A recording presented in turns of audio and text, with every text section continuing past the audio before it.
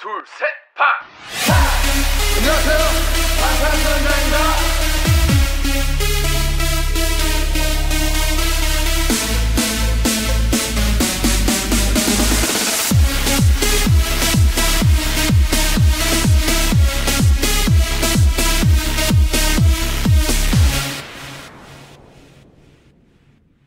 So when you sent me that picture of Taeyang on stage, like the big bulge, with the bulge, and you sent that to me, and it was so hilarious because I literally almost sent that to you earlier, zoomed in because it was so distracting.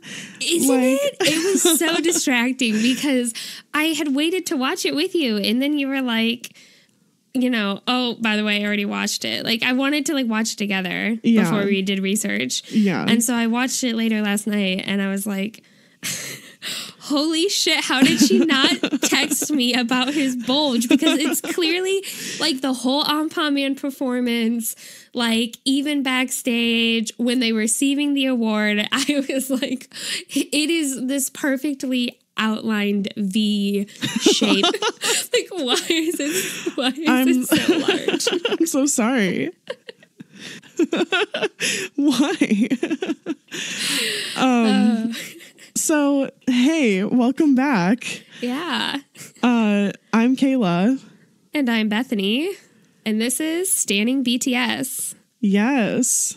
Yeah. So welcome to another wonderful episode where we get to hang out for about an hour and just talk about BTS. What a wonderful hour it is, too. But disclaimer, this is a comedy fangirl podcast. That means that we're going to fangirl, laugh, and learn a little bit along the way. Yep, that's right. This is an explicit podcast, though, so if you aren't cool with that, you can dip out now. We won't blame you. Totally. But if you're down for some, Jimin is so fucking flawless. He's an unbelievable combination of handsome and beautiful. But that's the truth. Or Jin's really been burning my heart with this charcoal hair, my lord. Oh, yes. Oh my God, I love that. It's really killing me. It's so, I mean, he just looks stunning. It really beats the blonde hair. Maybe people don't agree with me, but it beats blonde Jin. This charcoal hair and this hairstyle. It looks amazing. So if you're here for all of that, then you're in the right place.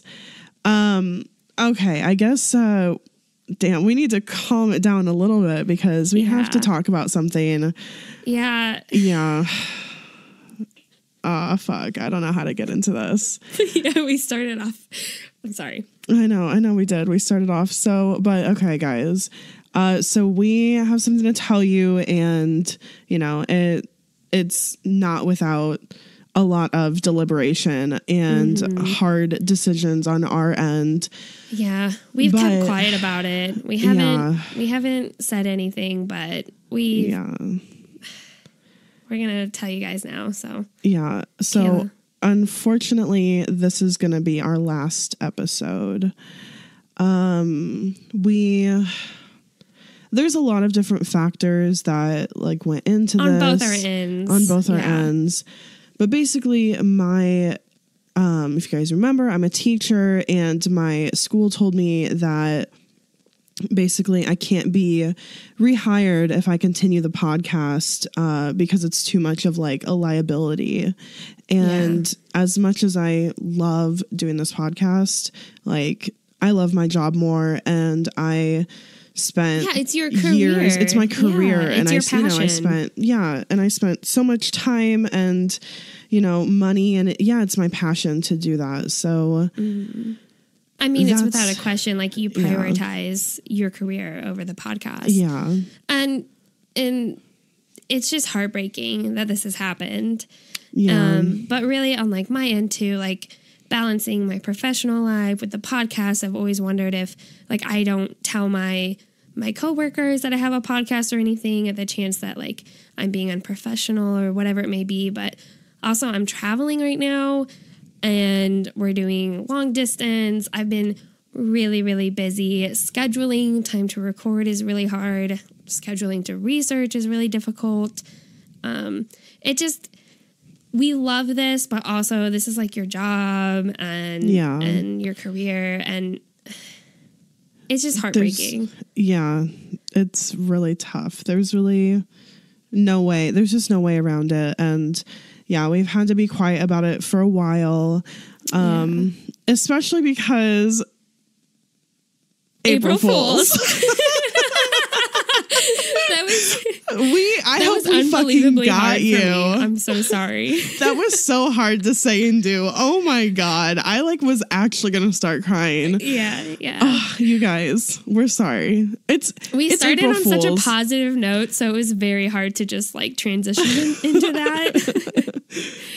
But April Fools.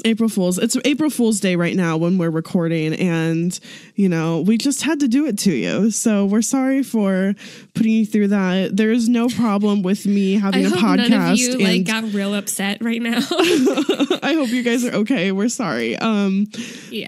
But April Fools. There's nothing wrong with me. My job knows about it. They're chill. It's fine.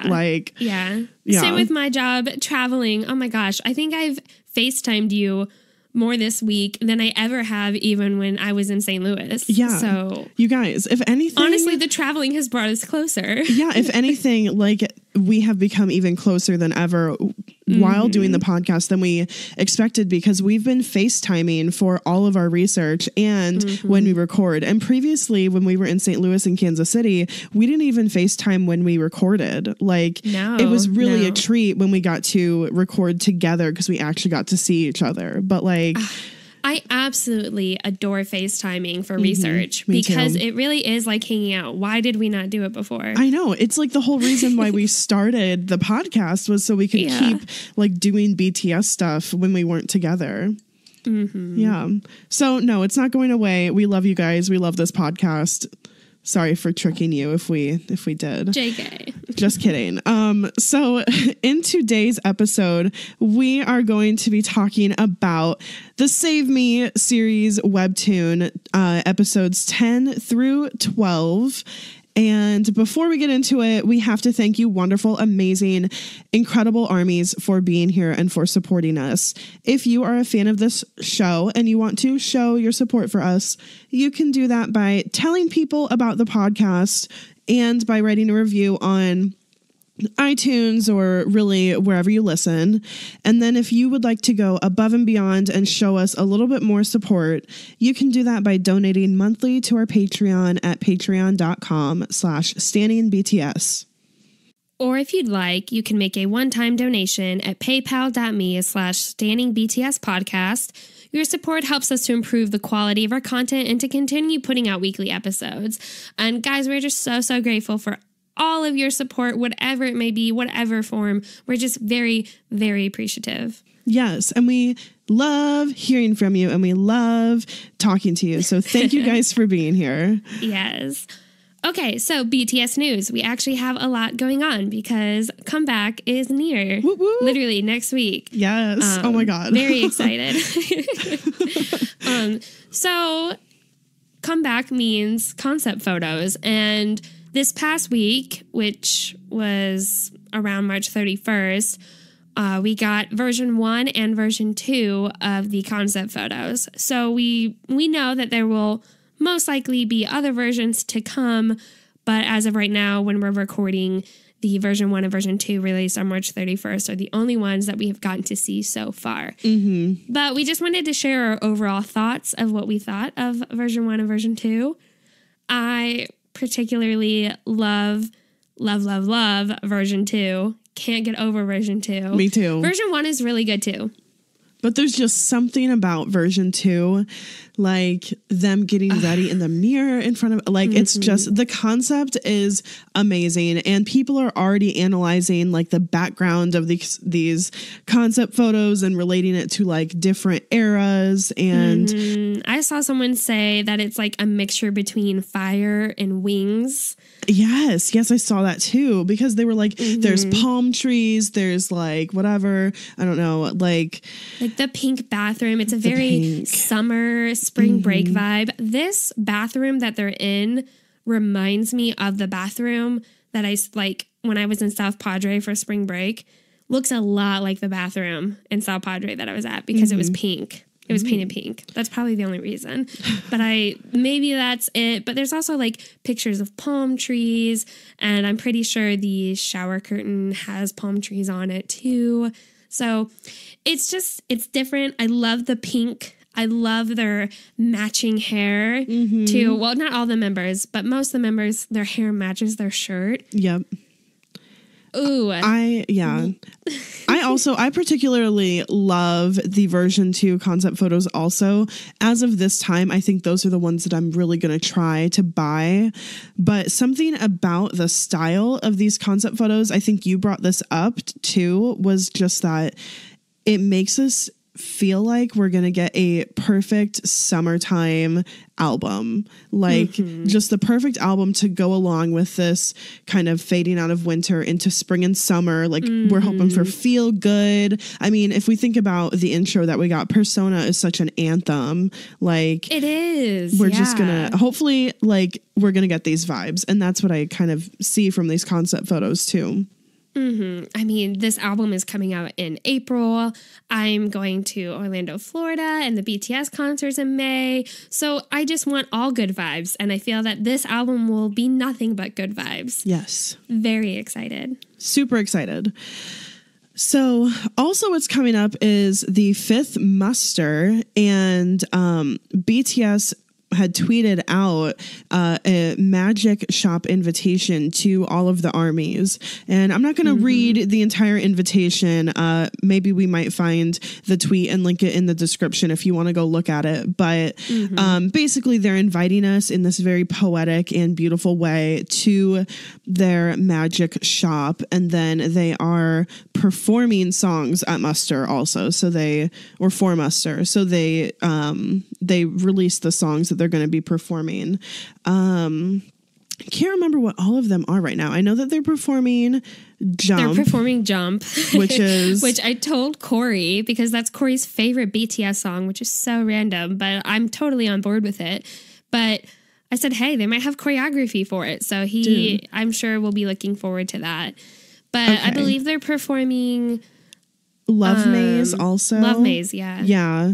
And 134340 and My City and another one, but I don't know what it is because it's in Korean. Yeah, we'll have to look it up later. Sorry, guys. Dumb, and I didn't look it up before. But I'm really excited for Love Maze. Like, if you remember from our tier episode, I pretty much said that like Love Maze was like one of my favorites on the album. I love that song. I have wanted to see it, like in a live performance. So this is just going to be awesome. It's going to be great. Yeah. And okay, so something else that I want to share before we get into our content of the week is just something that really made me excited and kind of relates to what's relevant to BTS right now. So Jasia_XO on Twitter this week tweeted at us and said that she was re-listening to an old episode, which, oh my God, like that's so amazing. It's incredible that people go back and re-listen to old episodes. That blows my mind. Yeah. Such support. Thank you. Yeah, thank you. So she said she was listening to an old episode and that in the episode we mentioned the concept of persona while describing the Mama 2018 VCR, which I just thought was, one, thank you so much for reminding us of that, and two, like, wow, what a random coincidence that we just happened to use that word all the way back then, and then this concept of persona is circling back with BTS. It's just resurfaced. Yeah. So I just thought that was cool, and I wanted to share. Very strange coincidence, but very neat. Yeah. Yeah, for sure. Yes, thank you so much for pointing that out. When Kayla said that to me, I thought that is just so incredible. I love that so much. It's just, this whole persona, this is like the name of the album, which is just so neat. Yeah. So I thought that was super cool. Okay, so let's get into our content of the week. So for me, my content of the week was Soaps V Live, because it had been 2 years since Soap has gone live together. So they were live together, and I just love their personalities together when they're hanging out, because both of them are just purely themselves, but they get along so well, and they have just incredible communication, and they feed off of each other in such a good way. I just loved watching it. In the V Live, Soap broke up because they were like, well, it's been 2 years, like what have we been doing? But I think that is so funny that they brought that up. And they literally were like, do think we that break is just up. hilarious. I do too. I think it's so funny. It's very them to have done that or say something like that. By the end of the episode, they were kind of like, apparently we're being told by the staff behind the camera that we're getting back together tomorrow. So, okay. So on top of what makes the V Live so great is also that Namjoon showed up in the middle of it, and he just looked handsome and incredible as always. We got to see the whole rap line together in this V Live, which is just great. A treat. Yeah. A treat. Yeah, I have not actually gotten to watch this entire V Live, but the first thing I did when I woke up this morning was I texted you, and I saw I had the notification that someone went live, and I didn't know what it was. And so when I pulled it up, I saw Soap, and I literally screamed out loud because it has been so long, and I cherish Soap. Soap is one of my favorite ships. Me too. And to be able to get this V Live, I was so excited. But it was the morning and there was no subs. And so I only watched about like 10, 15 minutes of it. But I don't really know what goes on. So I have to save that for later to watch. Yeah. Very excited. Yes, you should watch. Yes. So my content of the week. Wow, there's been so much content. But mine is, again, kind of random. But it really, really made my week. And I actually had to FaceTime Kayla because I was freaking out about it so much. So under my suggested, I was watching just more recent Bangtan Bombs because I've been behind on Bangtan Bombs. But my suggested, or what was coming on next, just automatically, was the hide and seek Jimin V and JK Bangtan Bomb, where they are so young. I mean, I don't know how old they are in this video, but teenage boys, straight up teenage boys. And obviously I've seen this Bangtan Bomb before, but I just sat and thought, oh, it's been a while since I've seen this, and I've been watching so much recent. Sorry. It's okay. It's just, anyways, it was unexpected, and I thought, wow, I should just go ahead and watch it because why not? And they are so young and so cute and a little immature and super playful. And just seeing the maknae line at this age, it was so incredibly cute. Yeah. So cute. So fun. And so that's my content of the week, because this is, go ahead and bleep it, but this Bangtan Bomb is iconic. Fucking iconic. I mean, it is like... It is. Everyone knows it. Everyone knows it. Okay. We watched it together when we first started researching for this episode because you were just so into it. You wanted to watch it again. And I just love their little, like, basically like their schoolyard justice for how they make up the rules and how they dole out punishments when they inevitably cheat. Yeah. And it's like you said, it's super cute. It's just cute seeing them do it. You see so much of their raw personalities coming through. Obviously, they have matured a lot, but to see them in this vulnerable, youthful, adolescent stage is refreshing and so fun to just go back and look at them back then, because I have been so consumed with the here and now, because Comeback is here and they're releasing so many Bangtan Bombs and concept photos and so on. So going back to this time and watching them at this young of an age was almost like unbelievable that I was watching it. It almost was new content, even though I had clearly seen it before. Yeah. I love that sentiment, and I totally feel that. Like, it's reasons why we go back and we rewatch their old stuff, because it just takes us back. Okay, so we suck at transitions, but we're not. Yeah, what a great intro. Cheers to that. I mean, let's get into this episode. We took you guys on a roller coaster, and now we're ready to dive in to this main content of this episode. We suck at transitions. Hey, so this week, obviously, as we said earlier, we're talking about Save Me from episodes 10 through 12. We love doing this series where this is our so into it. We're so into it. This is actually going to be the second to last episode of this one, because how sad. Soon we will have chapters 13, 14, and 15, and that'll be the end of the series. Wow. So in this episode, look forward to a little bit more information, some kind of clarity, and some good discussion about what's going on. So just as a recap, where we ended off in episode 9, they were in the hospital. Jin was in the hospital walking through, and he had bumped into Jimin in the hallway. They realized who each other was. And just as they, basically said each other's names, they both see and hear a doctor and a few other people like yelling down the hall, pushing Hosok on a gurney, who is screaming in pain because he had just fallen down the stairs. So that's where we end up. That was the last episode. Yeah. So episode 10 begins with Jin waking up startled on April 11th. So he's back at the beginning of the loop. He's huffing, he's looking at his hands, and he's basically just realizing that the day has restarted.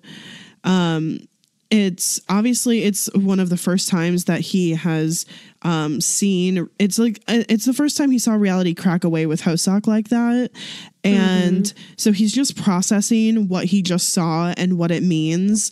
And eventually he, of course, determines determines that he has to keep trying. So he's just, he gets back in his truck.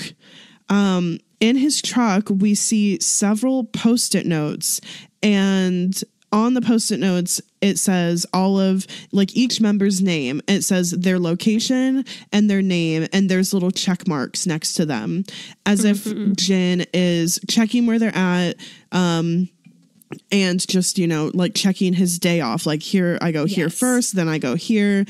With his thick felt tipped pens checking away very dramatically. Yes.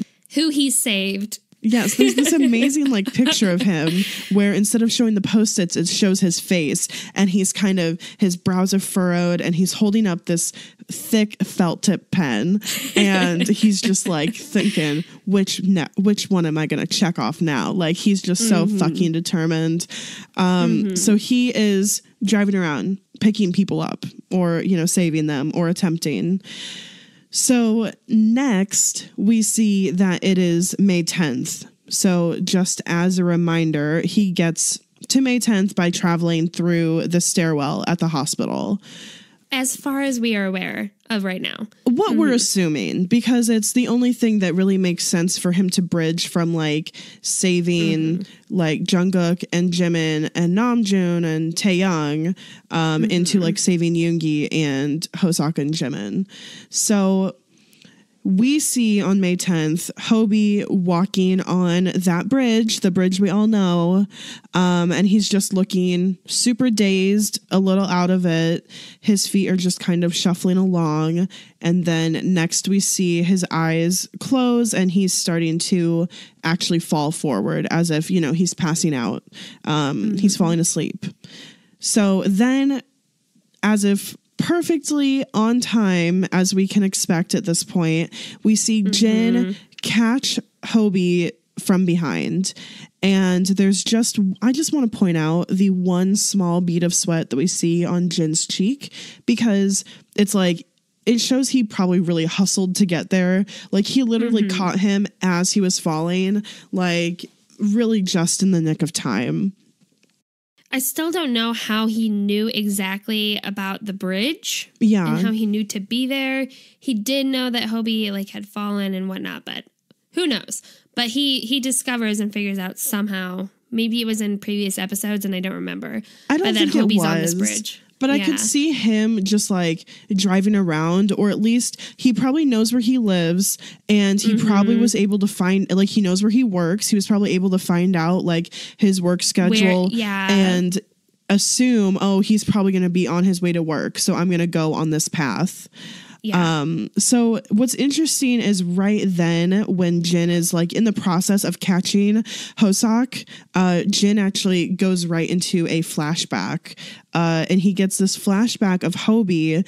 And what we have kind of surmised is that this is the first time that they all kind of see him pass out. Mm-hmm. So they're all of them together are hanging out after school, and Hoseok is dancing in the middle as the rest kind of look on around him, and they're like cheering him on. They're really enjoying watching him.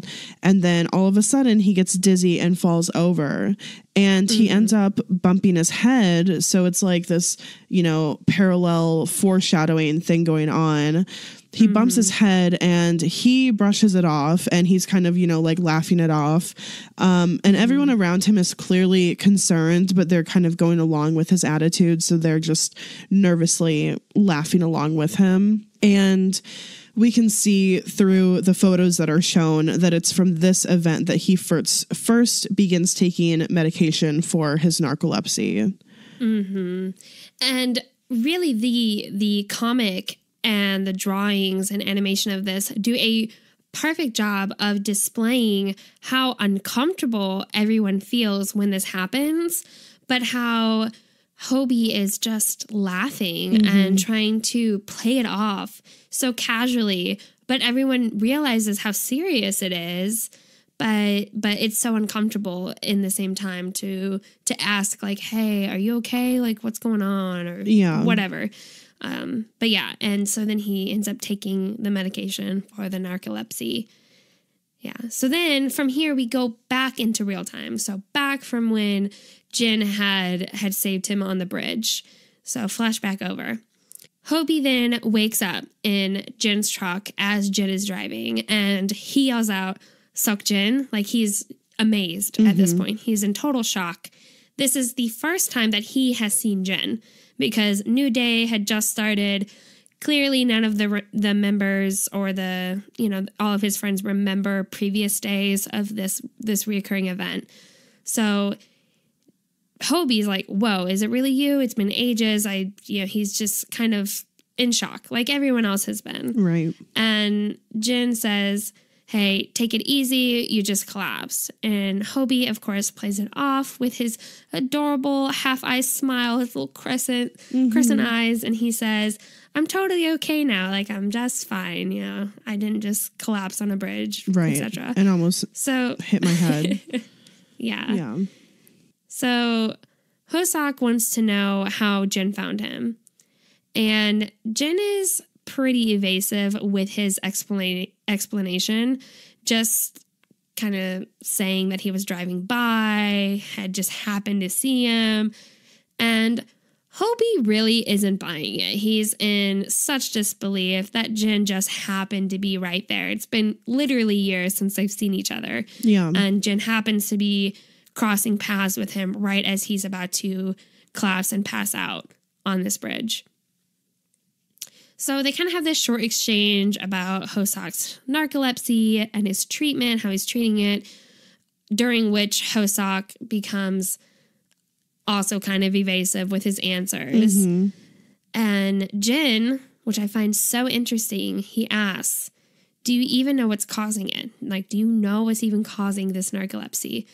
Which is interesting that he mentions this, because the narcolepsy is this, like, condition that you there isn't a cause for it. Yeah.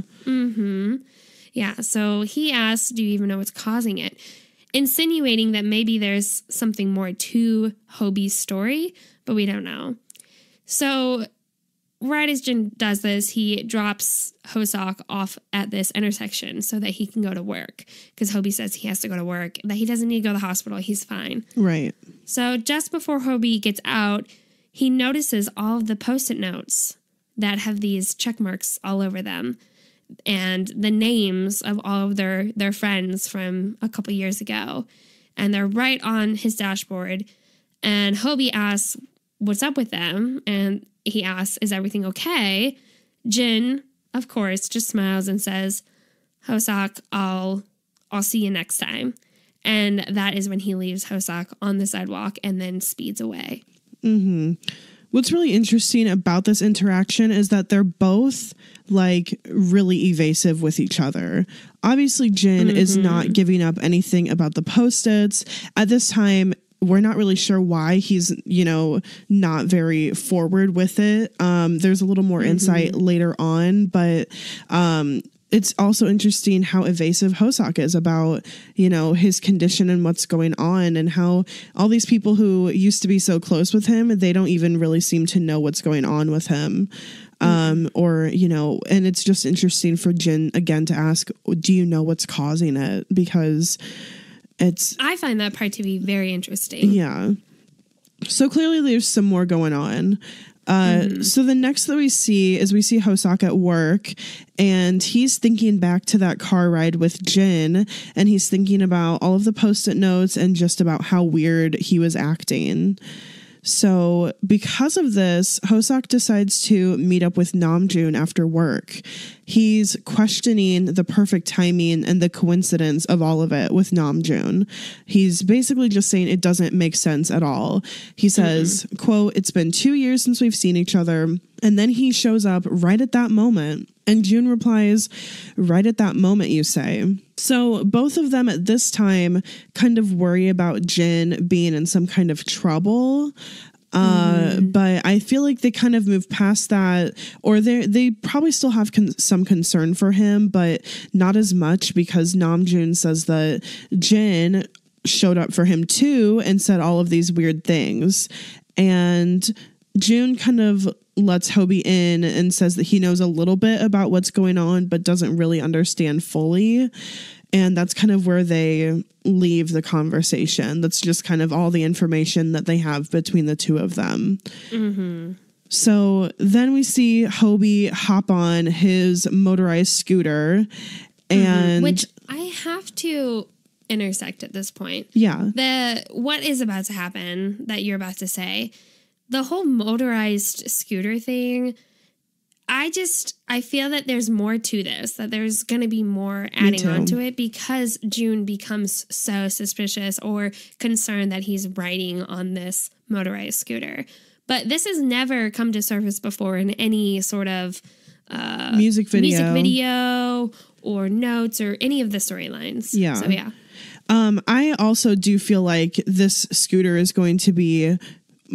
it's more important than just showing up this one time. Like maybe potentially in another storyline, if it gets messed up again, like maybe he doesn't pass out on the bridge, maybe he doesn't fall down the stairs, but maybe he falls asleep on the scooter or something like that. So we see Hobie climb on this like scooter, and Namjoon says that it's dangerous and he shouldn't ride it. And of course, Hobie just brushes it off and says he's just borrowing it.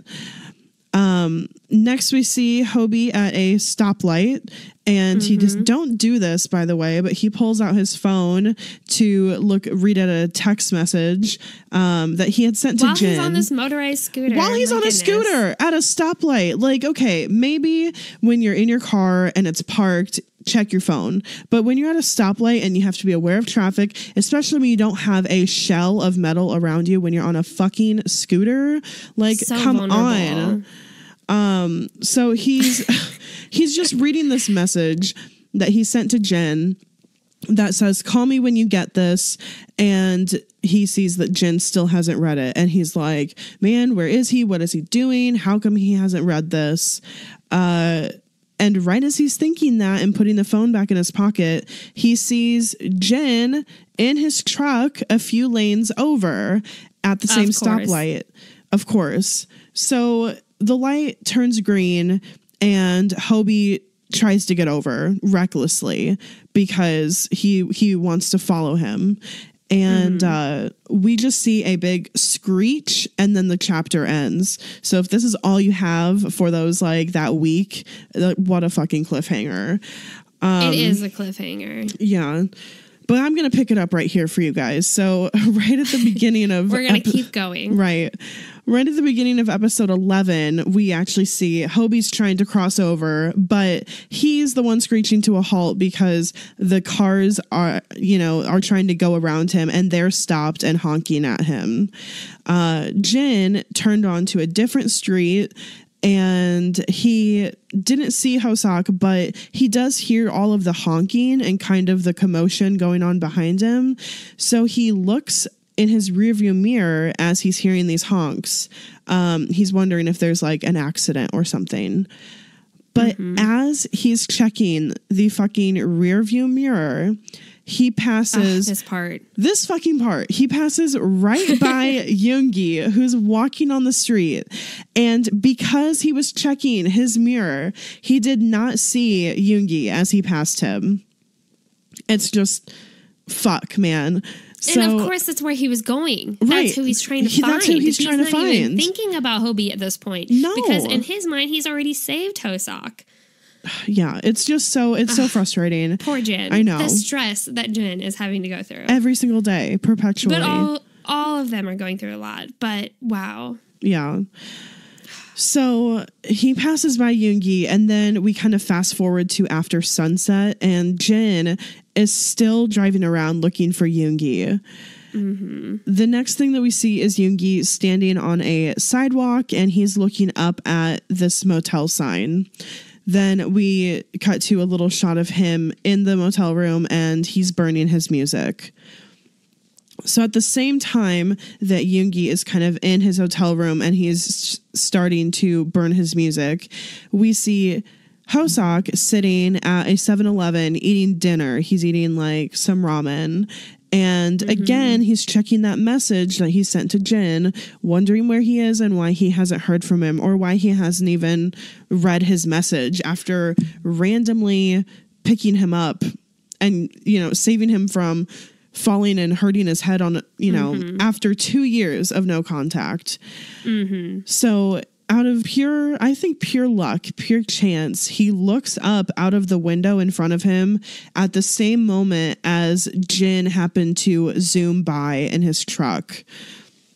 So Hoseok abandons his food and he chases after Jin and his truck on foot.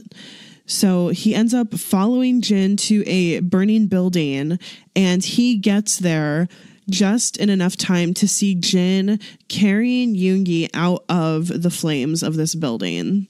On his fucking back. God. It's so intense. It's so dramatic, but I'm on board with all of it. I love it so, so much. But we really have to talk about how J-Hope, out of all of the other friends in the group, coming across Jen, crossing paths with Jen again. We see a little bit with Namjoon, who becomes a little suspicious, wanting to know a little bit more about what's going on. Mm-hmm. But Hobie is the first one out of all of them to really start probing for information. And to pursue. Yeah, because he is so smart. He knows what's going on. Yeah. J-Hope, really, when we were reading this, we paused multiple times and we're like, J-Hope is so fucking smart. Like, after all of this time of being so suspicious and worried and concerned about what's going on, like, he's simultaneously feeling all of these things for Jin and towards Jin. And then he basically catches Jin in the act of coincidentally saving another one of their friends. And just like he coincidentally saved him earlier the same fucking day. So we kind of talked about and realized that when he went to see Namjoon, that he was probably just probing for information. And he reached out to Namjoon, who he probably hasn't talked to in at least a little bit. The Taeyong, Namjoon, Hobie interaction, they all seem like they may be kept in some sort of contact during this time period. But the fact that he reached out to Namjoon, you know that it must have been an extra effort, that he wasn't just hanging out with Namjoon every other weekend or whatever. So he was looking for information. Yes, definitely. Yeah. And you actually pointed out that he was the first member to reach out to Jin, to text Jin, to contact him in order to seek more information. Mm-hmm.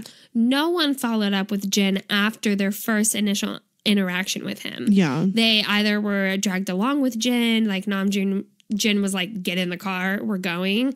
But Hobie is the first one to have actually had seen Jin, encountered Jin, and then reached out afterwards to say, hey, I want to talk. Can you call me? Etc. Yeah. So yeah, it shows how intelligent he is. And we just couldn't help but to parallel how realistic the personalities of the webtoon characters are to the actual members of BTS that they are parallel to, that they resemble. And so we feel that Hobie would do something like this. Yeah. That this is his type of personality to catch on to something kind of suspicious. Oh, for sure.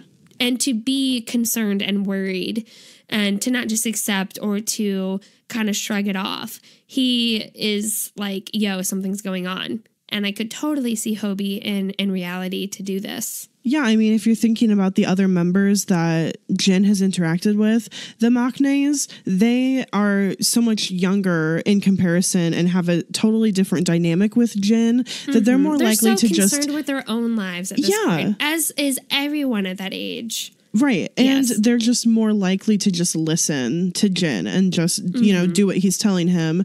Namjoon, we know, is very intelligent, but he's also incredibly wise beyond his years. And so I think that he has the kind of wherewithal and the trust in his wisdom with Jin to just know the bare minimum and just let Jin do what he has to do and just know that he should not interfere in some way.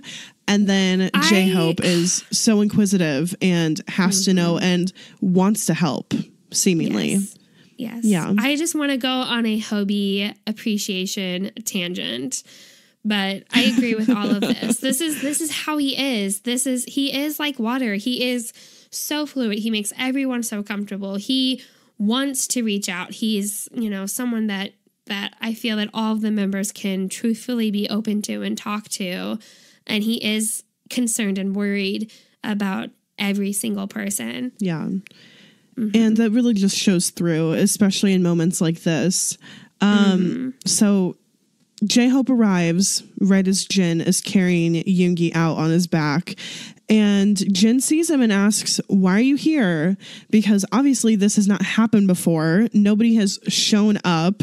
I guess that one time Namjoon showed up when Jin was looking for Jungkook, right? I guess it's been so long ago that we didn't even think about that. But Namjoon kind of in that situation inadvertently was helping out. Like, he wasn't doing it because he was concerned about like Jin. He just had Jungkook on the mind and happened to see him. And in this storyline, Namjoon was the very first, or has always consistently been the first person that Jin saves. Yeah. So I think therefore it has been brought more into the story. Yeah, totally. But obviously Jin does not expect something like this to happen. He's really, you know, doing this on his own. He doesn't expect the other members or his friends to like reach out to try to help. And he just is continuing to take this burden of doing it on his own rather than having his friends help him out. But it's very possible that it's dangerous for his friends to help out because, you know, the first time that we really saw him bring all of them together to go on the hunt for Yoongi, they got in a car accident and they all died because of him. So I think he's probably just worried that giving someone more information is going to end that way. Oh, absolutely. He's scared. He doesn't want to have to experience that again. Yeah. And it's also, he might be thinking this isn't the answer. I have to do it all on my own for it to work. So from here, we transition to the hospital, and Yoongi is being sped down the hall on a gurney, and they go in, they take him into a room to resuscitate him. And at this moment, this is the first time Hobie has gotten to encounter this, so he's kind of freaking out. He's talking to Jin back and forth about Yoongi and whether or not he's going to make it. And so right here is when we get a flashback, and Hobie thinks back to the Post-it notes that he saw on the dashboard. And you can just see the wheels in his head, like, turning. And he's trying to connect the dots from what he knows, and he's just trying to piece it all together.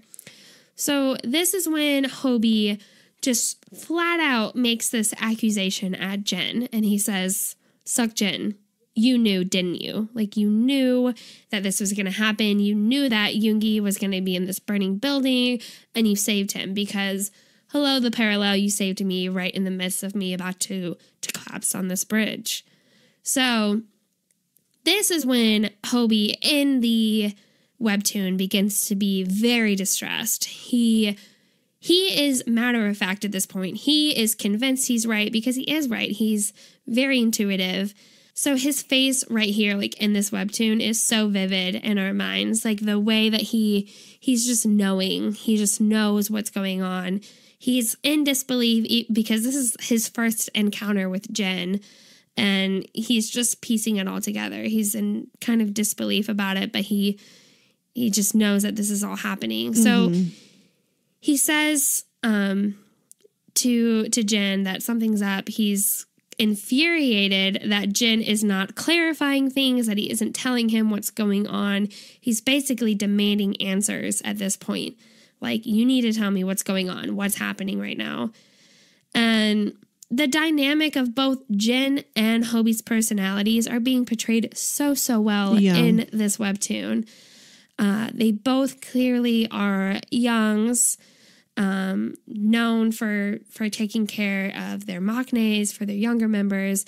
And it's just like their personalities in real life, like we said before, just parallel so well to the webtoon. Just them wanting to protect and take care of their friends. Yeah. And so I think this is part of why Hobie is so mad. Yeah, because he wants to help and protect them. Mm-hmm. Right. And how could he help doing any of that when Jin is not trusting him to help out, you know, and when he clearly knows, like, I think Hoseok is mad because it's like, how could Jin not tell them about something this serious if he knew what was going to go, if he knew that it was going to happen previously? Like, you know, I think it feels like something to him where like they should all know. Yeah. Yeah. Like Hoseok is very smart. He's piecing it all together. He knows that Jen knows something he doesn't. And so he yells at him, "What the hell are you hiding?"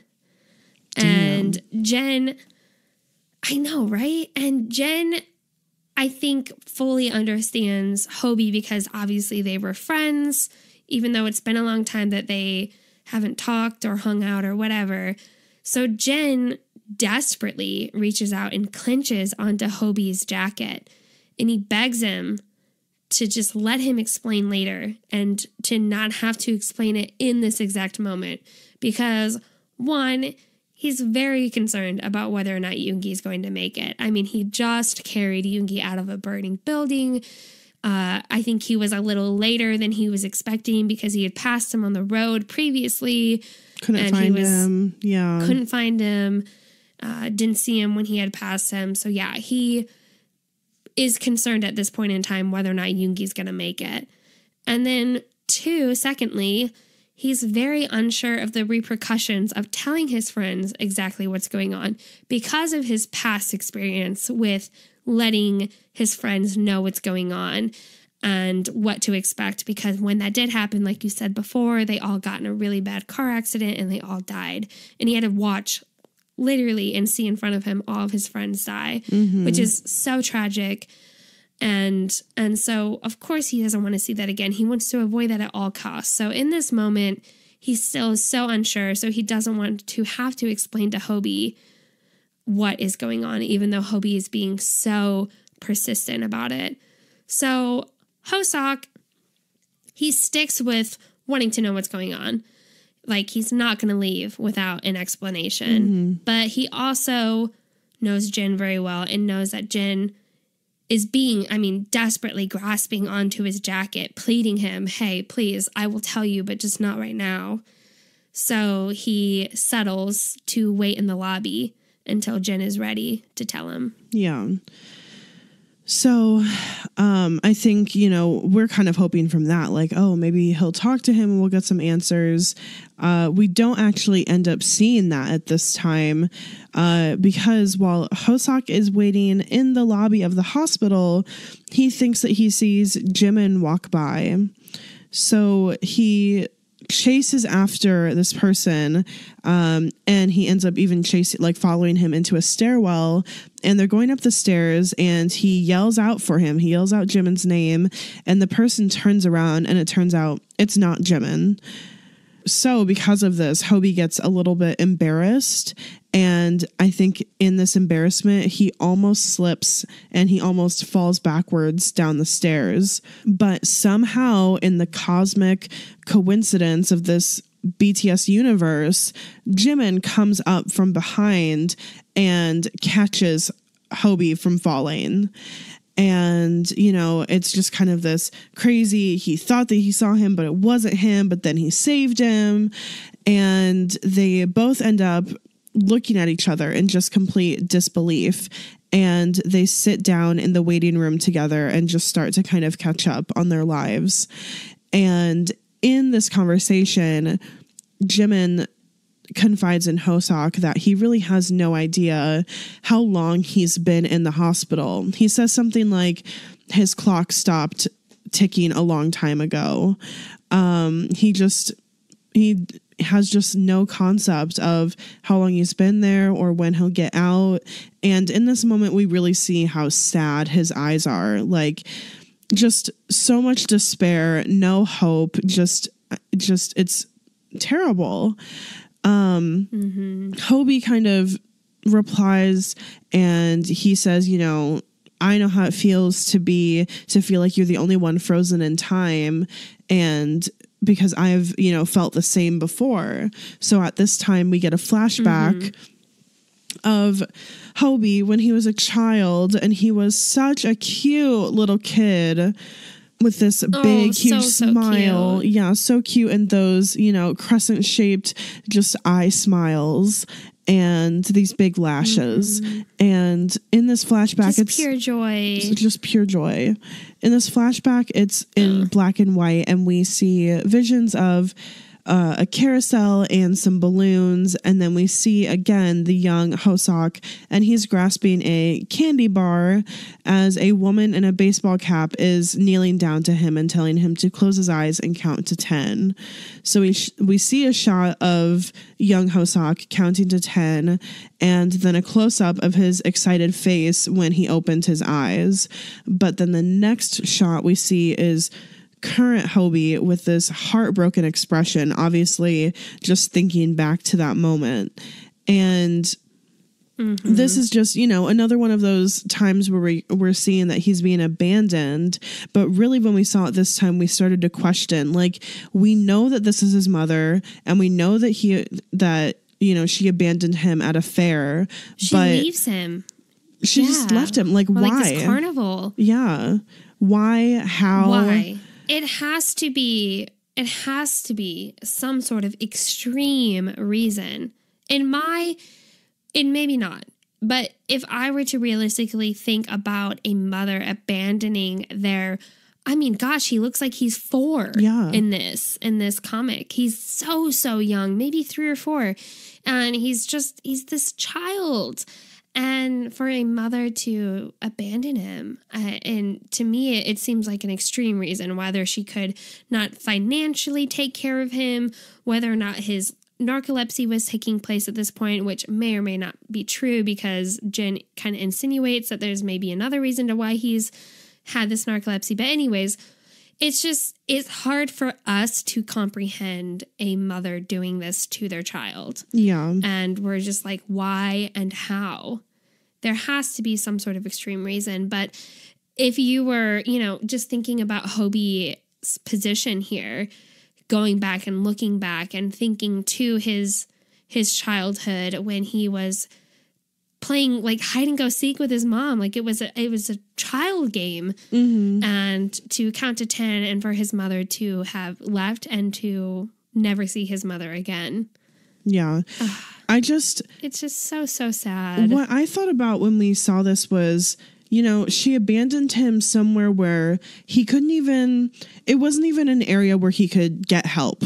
It wasn't at a hospital. It wasn't near a, you know, like a public like service, like a police station or a fire station, or, you know, somewhere where somebody would see him and would know to help him. He's at a crowded fair, and I can just imagine this young Hosok opening his eyes first, like, you know, trying to find his mom, and then it turning from just a game into a desperation to find her, and just getting really worked up and panicked. And I could see him eventually like passing out because of the stress and the trauma and the panic of, yeah, he does look like a little 4-year-old kid. Yes. And I think that this can be kind of the root of... You are absolutely right with that. Yeah.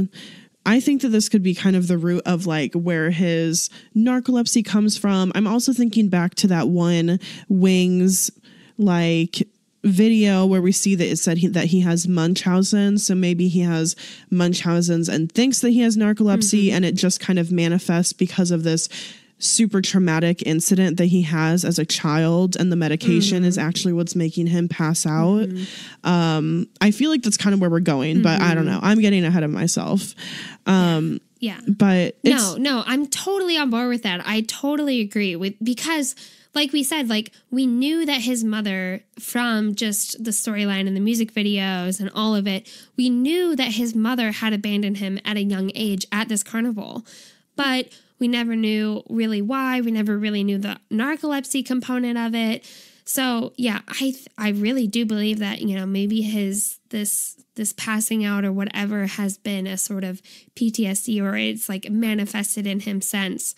But I do think like having, this is just kind of a side note, but like we've seen repetitively of people who either like abandon their children or, you know, have to leave or whatever. Like a lot of them will want to have their child have fun and remember this happy memory. So maybe that is why his mother took him to a fair or a carnival to spend this last day with him as this kind of optimistic thing.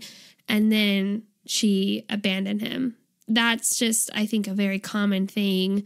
That could be potentially why she did it then and there, because he was having fun and he was a child and he was having this very happy memory before she left. I think that totally makes sense. I just want to wrap up talking about this chapter by saying that we just kind of see from this conversation between Hobie and Jimin and kind of realize for the first time that both of them have very similar kind of feelings of abandonment, where Jimin is abandoned and, you know, locked up in this hospital, and Hosok was abandoned as a young child. So right at the end of this, Hosok asks Jimin if he wants to get out of the hospital, if he wants to break out. And again, a little bit of a cliffhanger, because Jimin hesitates and then he doesn't answer, or at least we don't get an answer in episode 11. Yeah. Okay. So then we go into episode 12, and this begins with Hobie calling Namjoon. And he is yelling through the phone about what's going on with Jen. He is demanding, like, something's up, something's going on. And Taehyung is there with Namjoon in his, like, you know, his home. And they're there together. And Taehyung can hear Hosok through the phone. So then we cut to Jin sitting next to Yoongi in his hospital bed, wondering how many times he's seen this before. Obviously, he has seen this so many times. He doesn't want to see it anymore. I just really feel for Jin in this comic. But, of course, he has this everlasting determination.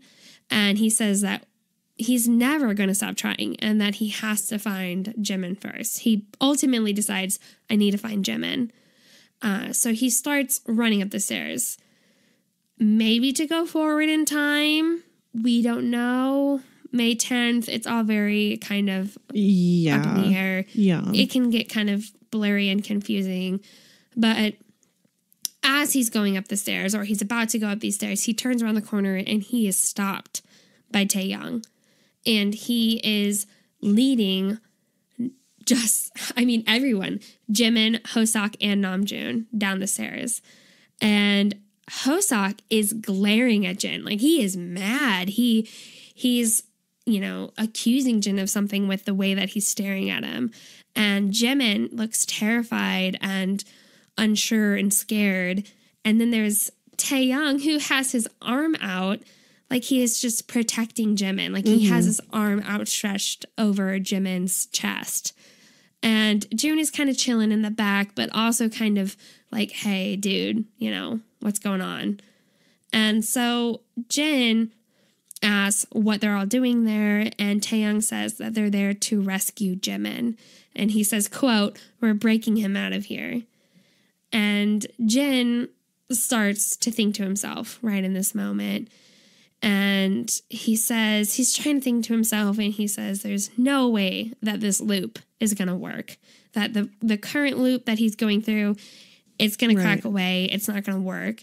Because the last time that the members all tried to help him, like we have mentioned several times prior to this, they all got in a car accident and they all died. And so he says, quote, "They're in too deep, beyond my control."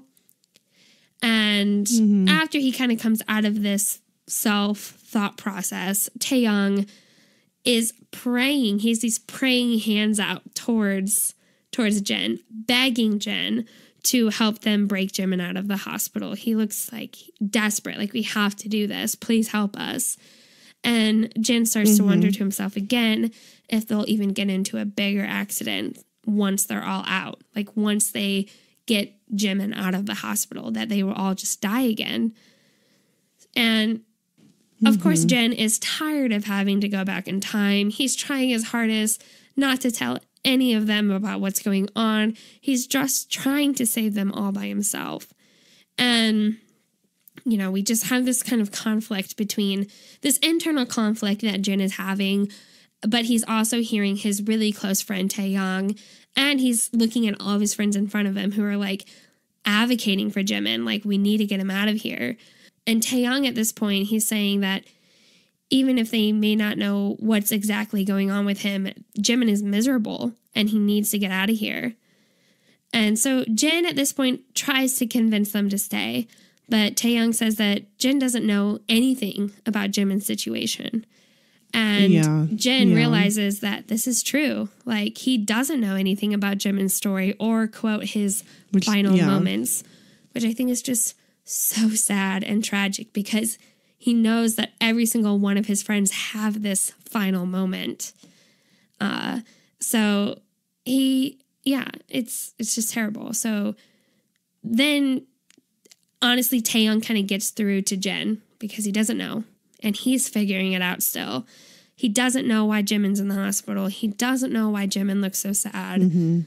And basically, at the end of this conversation in the stairwell, Taeyoung looks over his shoulder and says, "If you don't want to help, fine, but get out of our way. Like, don't get in our way of it." And Taeyoung looks so mad. And honestly, Namjoon, Hobi, and Taeyoung, all three are kind of like, yeah, Jimin is miserable. We need to get him out of here, whether or not Jin is on board with it. Yeah, and also, it's weird that Jin kind of has this, like, almost like he thinks that he is going to have a final say over it, like, about what they're going to do. Because clearly all of the other friends are there and they're like, we're busting you out of here. And to them, it's crazy that Jin would be against it, because he can clearly look at Jimin and see that whatever's going on in the hospital, he's doing so poorly. He's miserable. So Jin asks Jimin if he had indeed agreed to tag along. And at this moment, Hobi gets very angry and he gets in the way, saying that Jimin had been there for 2 years and that his parents locked him up there. So this is the first time, at least that we can remember, that the members knew something about what was going on that Jin did not know. So this was actually pretty helpful. So June then said, "It's been 2 years." And he goes on to say, "Whether we were happy or sad, at least we weren't locked up," which is like, fuck. Like, that is really when we both felt like Yeah, like they have gone through a lot. Whatever has been going on in their lives has been bad for all of them, but at least they had some sort of control over their lives because they were not locked up. But Jimin is there and he's locked up, has no say in it, isn't allowed to check himself out. Yeah, I mean, yeah, absolutely. Like it is really just so tragic, like Jimin's situation.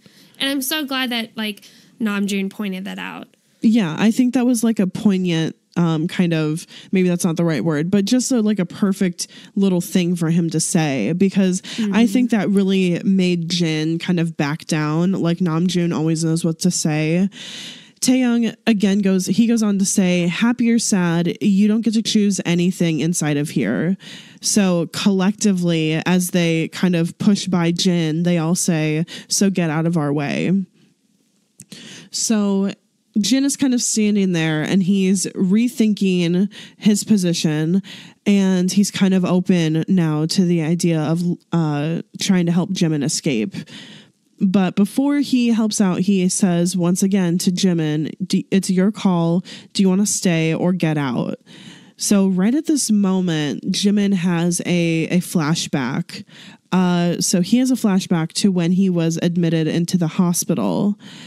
So during this flashback, his mother tells him as she's walking out of his hospital room, not even looking at him, we just see the backside of her. And she says, basically, I can't help you anymore. This is where you're going to stay from now on. She then just, awfully, she gives him this little glimmer of hope that she says maybe if he gets better he can leave someday, but it becomes pretty clear pretty quickly that she never has an intention of him getting out. I mean, it's been 2 years that he's been in there, and we know that, so clearly she just wants him there. So he yells out to her, but obviously she doesn't respond.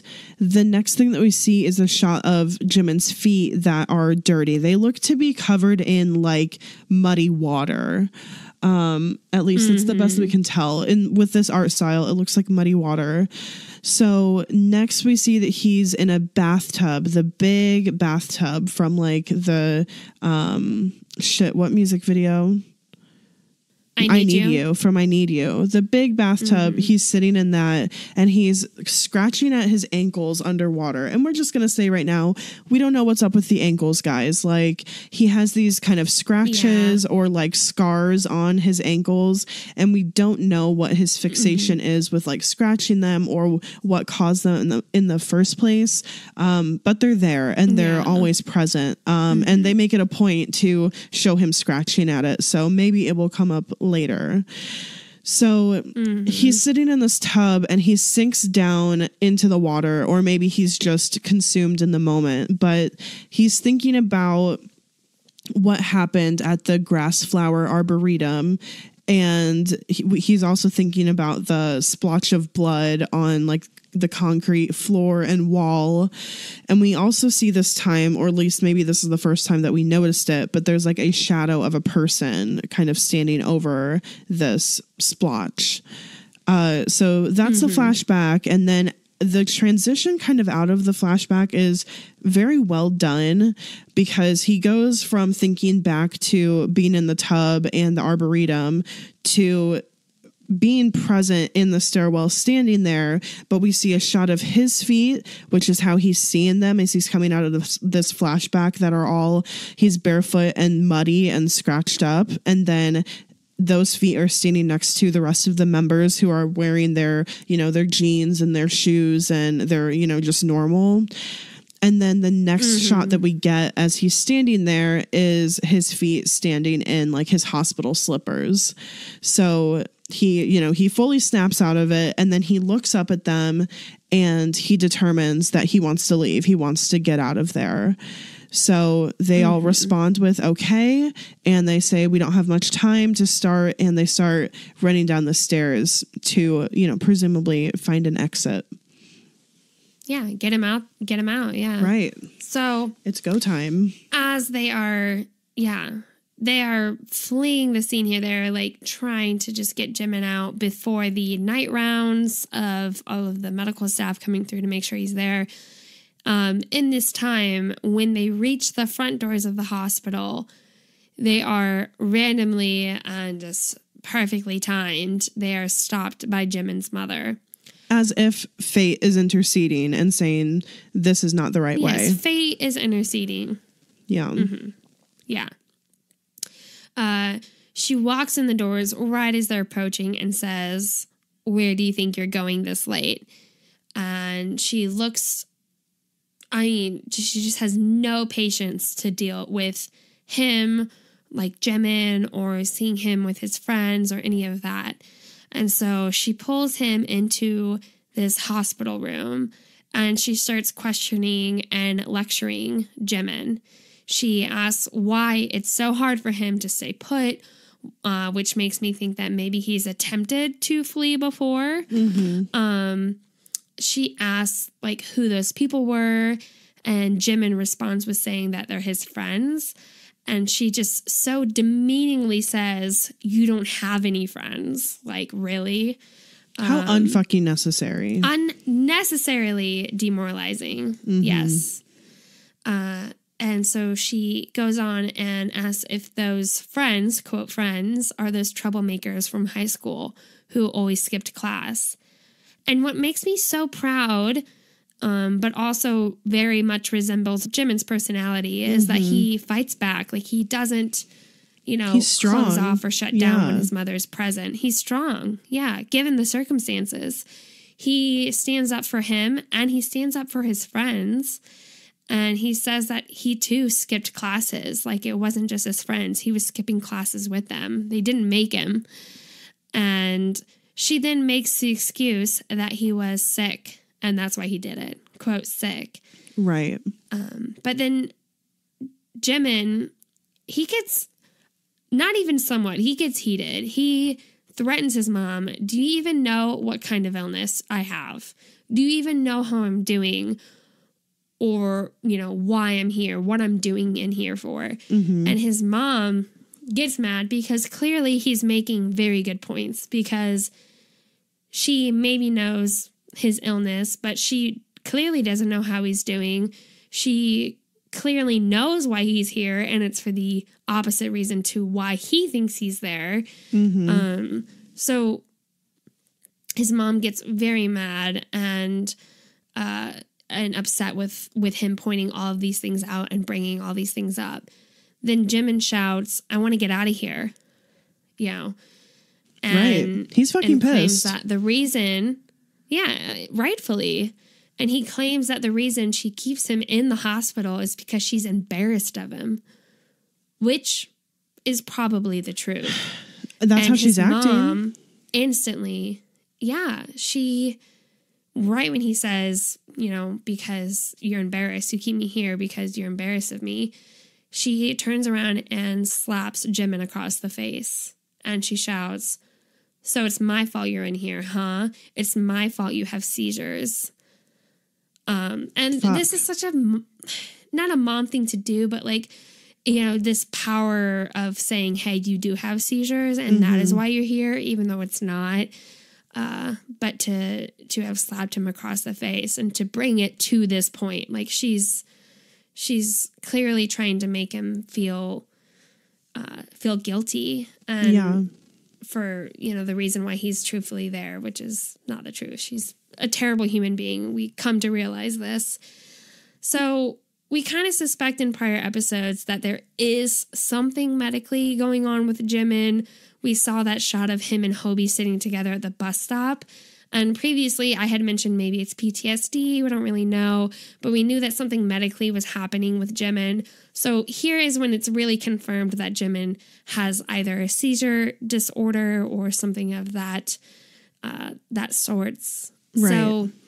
But we still don't know what happened at the grass flower arboretum. So it could have been, that and something else coupled with it, or like still PTSD stuff or something going on. Like, we really still don't have the full idea. Mm-hmm. We don't. I mean, he maybe at the grass arboretum, he had a seizure, fell, and bled. And therefore, she took him to the hospital, and he's been there ever since. We don't really know. But so Jimin's story is still kind of a blur. Still some question marks there. But she gets really sassy with Jimin and tells him that if he's got a problem with what's going on, that he needs to say it right now. And before Jimin even gets the time to respond, she grabs like her coat or something and walks out of the room and clearly is guilt tripping him. She's clearly guilt tripping him and says, God, you have no idea what hell you put me and your dad through. And she leaves. So once she's gone, Jimin cries to himself and says, I've spent 2 years alone in here, doing nothing. Today's the first time anyone has ever visited me. Fuck, man. Like, in all of that time, his parents never visited him. And obviously something happened with all of the friends where, you know, it seems like issues simultaneously happened where they all kind of fell apart and never talked. So none of them ever visited him. And then this one day, his friends are suddenly there ready to break him out, and his mom stops the whole thing. Like, and he can't help but to just sob by the end of this. We cut away from him for a second, and we see Jin, and we're told that it's May 12th. So we see Jin sitting alone, slouched over in the hospital, in a hospital waiting room, just kind of on one of those chair benches. He gets up to walk around to just kind of stretch his legs, and he hears medical staff members running into this room yelling, Mr. Park, Jimin Park, Jimin Park, we know you're in there. We're opening the door.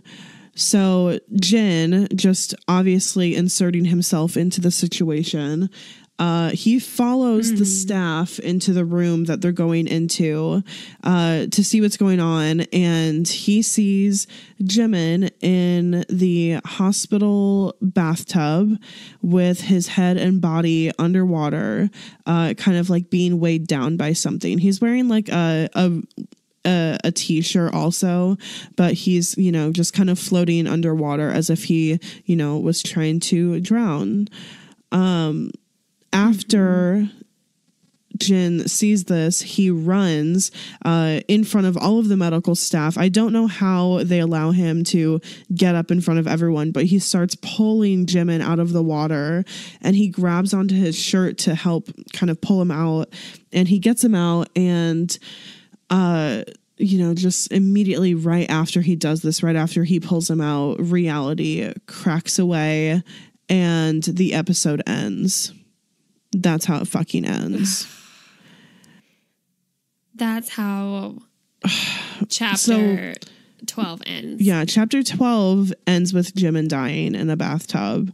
And what I'm the most fucking pissed about is that the fucking bathtub from I Need You, the bathtub that we have seen so much, it never once going through this series dawned on us that this bathtub is in the hospital, and that he is resorting to this action because of being in the hospital. Like, clearly not getting the help that he needs or the service that he needs. Clearly having such a poor quality of life in there because, you know, everybody has forgotten about him. Nobody visits him. Everybody's moved on. No, he feels unwanted, you know. It's just, I mean, a fucking shitty way to live. It's tragic. And it's tragic. Yes, because, being in the hospital, he's there to be rehabilitated, to be to get better and to go home and to continue with his life, but he's perpetually being held hostage in this hospital against his parents' decision, and so it's really just so tragic, his story. And kind of with Euphoria, we knew that Jimin's story is just so different because we see all of them happy together, but Jimin is just not there. He's not on the same page as everyone else. At least everyone else has the freedom to go about their lives and make decisions for themselves, but he's being held hostage in a hospital. Yeah. It sucks. So, on that very sad note, this was our 4th installment of the Save Me series. The next episode in this series will be in 3 weeks, which will cover chapters 13, 14, and 15. So hopefully in the next couple chapters here, we get some sort of resolution, a little bit more clarity. If you guys haven't already, go back and listen to our previous Save Me series episodes. We are very, very thorough with this. We're so invested in it. So if you haven't been keeping up with the webtoon, or maybe you don't have as much clarity to the webtoon, go and listen to those, because we're trying to be as thorough as we can to bring a conclusion and overall resolution to this huge, massive storyline that has been going on since 2015. That has just been a big fucking theory fuck of a question mark for so many years. Hopefully, yes, by chapter 15, because that is the last chapter in the webtoon. Hopefully we have some sort of resolution and not just some sort of kind of thing that we're going to have to infer things or like wait for more stuff. I'll be infuriated if they don't give us answers. So fucking mad. Okay, so if you guys enjoyed this episode, or if you have enjoyed any of our previous episodes, there are a few things that you can do to let us know. You can write a review on iTunes or whatever platform you listen on. That's really huge. It helps people find us, and it also builds the prospect of us eventually getting some sponsors. And before we go, we want to thank you guys so much for all the kind reviews that we've gotten so far. And anytime that you reach out to us about an episode, it's just wonderful. So you can also reach out to us if you don't want to write a review, or if you've already done that, you can email us, or you can contact us on any of our social media. And you can find links for all of those things in the description. Thanks for listening, and thanks for standing BTS.